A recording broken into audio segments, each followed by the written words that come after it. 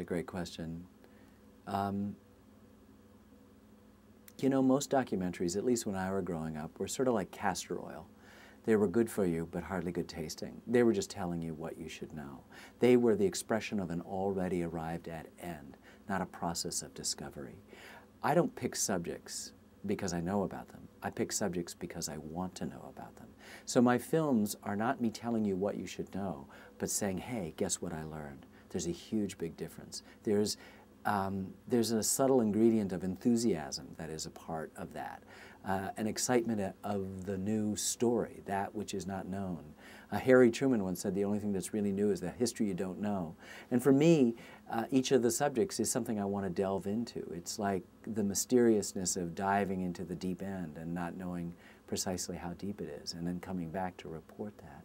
That's what we've tried to do with each film. And rather than be this sort of dull, didactic expression of a set of facts and dates and events you should know about, it is rather an emotional archaeology that is the glue, I hope, that cements all of those dry dates and facts and events together into something higher, in which the whole is indeed greater than the sum of the parts. And it's that, again, calculus that I am so interested in. So every project is a learning curve. Every project is about that excitement of something new, that the little town of Winchester, Virginia changed hands 72 times during the Civil War. We don't think of America as a place where armies would capture and recapture. That's Europe. But that happened in Winchester, Virginia.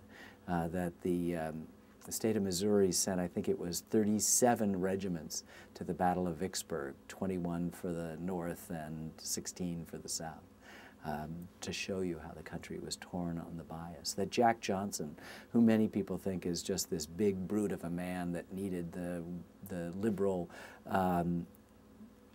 helpers to get him through his life, has 3 patents with the United States Patent Office because of the tools that he designed to adjust the fast cars he liked to drive, that he was a great writer. I mean, everything comes with a blizzard, a flurry of new things that you learn, and that's the great excitement. That's why you do it. That's why you get up in the morning.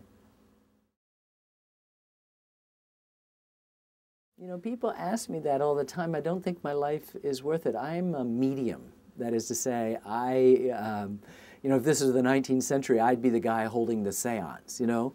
That's, in essence, what I'm doing. I'm going back into the past, and I'm trying to interpret all of this random stuff into something that may make sense for me and I hope other people, because we share some things in common, I trust, I hope. But my own life doesn't seem that important.